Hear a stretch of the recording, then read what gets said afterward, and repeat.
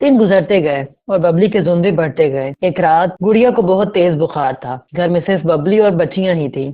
पिंकी उसके पास आई और कहने लगी, आंटी, गुड़िया को बहुत तेज बुखार है। आप पापा को बोलिए ना कि गुड़िया को अस्पताल लेके जाएं। बबली ने गुस्से से उसे कहा, मैंने क्या ठेका उठा रखा है तेरी बहनों का? चल जा, मेरे पास और भी बहुत से काम है। आंटी, उसकी तबीयत बहुत खराब है, उसे कुछ हो जाएगा। मरती है तो मरे, कम से कम एक से तो जान छूटेगी। बबली के इतना कहते ही वहाँ तेज हवा के साथ साथ बिजली चमकने लग गई। अरे, ये अचानक मौसम कैसे खराब हो गया? घर में पड़ी चीजें इधर उधर उड़ने लगी और फिर एक एक कर बबली के ऊपर गिरने लगी। आह, आह, आह, बबली बहुत डर गई और जोर जोर से चिल्लाने लगी। कौन है तुम?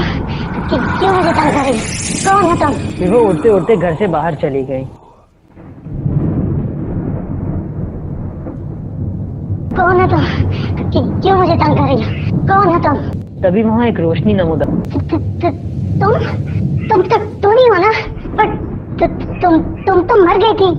फिर? हाँ, मैं ही हूँ वो बदकिस्मत चिड़िया जिसे जालिम दुनिया ने अपनी बेटियों से अलग कर दिया।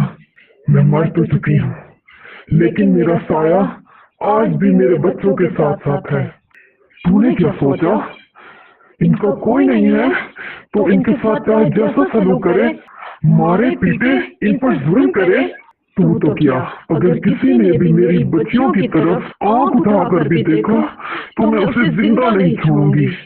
मेरी बच्चियों का कोई कुछ नहीं बिगाड़ सकता क्योंकि मेरा साया उनके साथ है।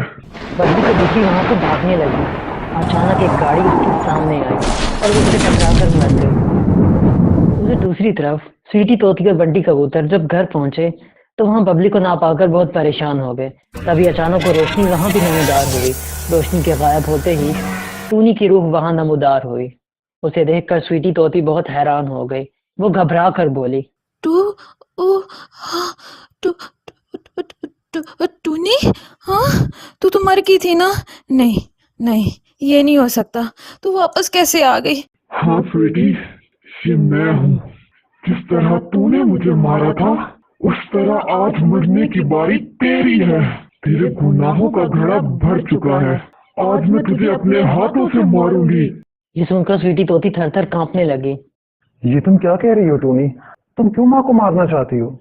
नहीं, आप नहीं जानते बंटी जी, उस दिन किचन में आग खुद से ही नहीं लगी थी, बल्कि लगाई गई थी, और लगाने वाली कोई और नहीं बल्कि आपकी माँ थी। हाँ बंटी जी, आपकी माँ पहले दिन ही से मुझ पर जुल्म करती थी।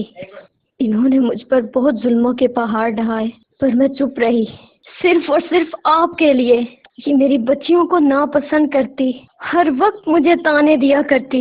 आखिर मेरा क्या कसूर था? यही कि मैंने 3 बेटियों को जन्म दिया है। टूनी की ये दुख भरी दास्तान सुनकर बंटी के आंखों में आंसू आ गए और वो गुस्से से अपनी माँ की तरफ देखने लग गया। मुझे माफ कर दे टूनी, मेरी बच्ची, मुझे माफ कर दे। रो किसको? इसे बोल मुझे मत जाने दे। माँ, मैंने आप पर कितना यकीन किया। आपके भरोसे ही मैं टूनी को अकेले घर छोड़ के गया था, पर आपने ये क्या किया माँ? आपने जो काम किया है इसकी सजा आपको जरूर मिलनी चाहिए। मैं टूनी को बिल्कुल नहीं रोकूंगा।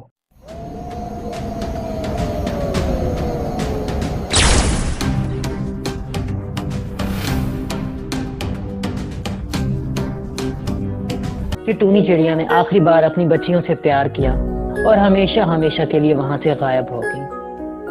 टूनी वहां से गायब तो हो गई थी, लेकिन उसका साया अभी भी उसके बच्चों के साथ था।